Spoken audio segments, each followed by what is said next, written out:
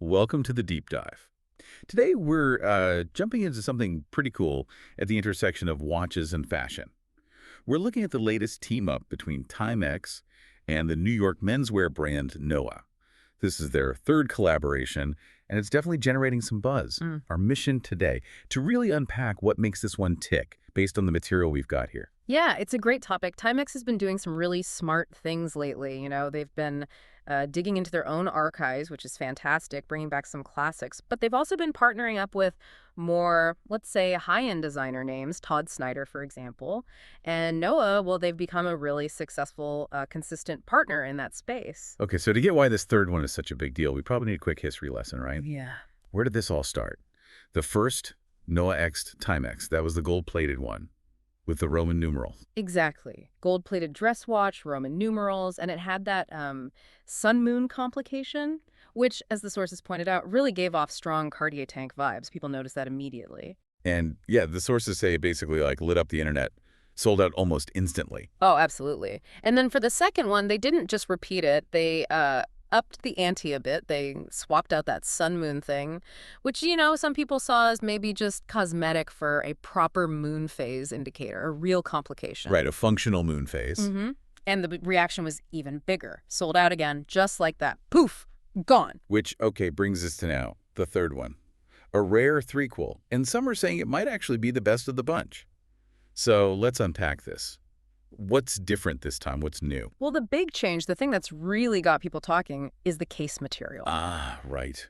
They've introduced a plain stainless steel version for the first time, alongside the gold-plated one we saw before. And that steel model, I think, is really significant. By skipping the gold plate, it just instantly becomes way more versatile, for wearing every day. Makes sense. A gold watch isn't really an everyday piece for most people, is it? Exactly. But a steel watch, especially one that has that classic kind of Cartier look, yeah, you can wear that all the time with pretty much anything. And there's this great point in the source material about the look of it, too.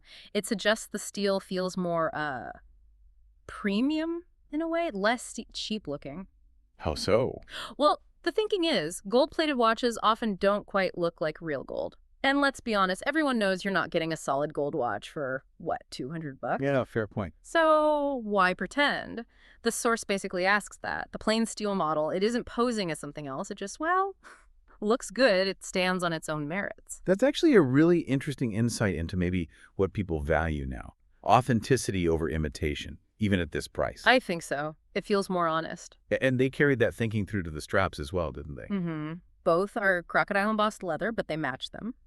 The gold version gets a light brown strap, complements the warm tone. And the steel one has a dark brown strap, which again is just more versatile for daily wear, goes with more. Okay, so new steel case, thoughtful straps.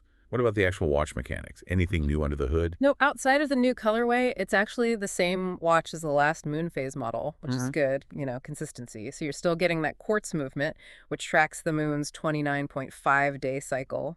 Pretty cool feature. It's got a date window down at 6 o'clock, a mineral crystal protecting the dial, 50 meters of water resistance, which is decent for a dressier watch, and it's all in that same compact rectangular case, 37 by 25 millimeters, plus those stylish little gadroons, the fluted bits next to the lugs. Like those details that give it that classic, almost vintage feel. Exactly. Adds a touch of elegance. So, okay, the specs tell us it's not just about looks. It's a reliable, functional watch packed into this stylish design they've honed. Now, the crucial bit, availability. These things tend to disappear fast, was the situation. Our sources mentioned that at the time of writing, the gold version, already gone, sold out. Yep, no surprise there. But what's fascinating is that the steel version, which personally I think is the superior configuration, was still available. Oh, interesting. You think the steel is better? I do, yeah. For all the reasons we just talked about, versatility, the honest aesthetic. Okay. And the price for that steel one? It's $198. Oh, yeah. And importantly, it's sold exclusively through Noah's own online shop. But, given the history here, even if it's available now, I wouldn't expect it to hang around for long. These things have a habit of vanishing. Right. That $198 price point for a watch with this kind of design cred and a proper moon phase, plus the Noah association, it's pretty compelling. Definitely. It hints a sweet spot.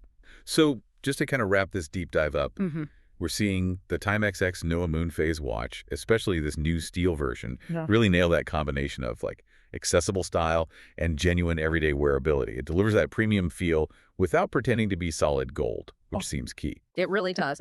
And that leads to a final thought, maybe something for you, the listener, to chew on.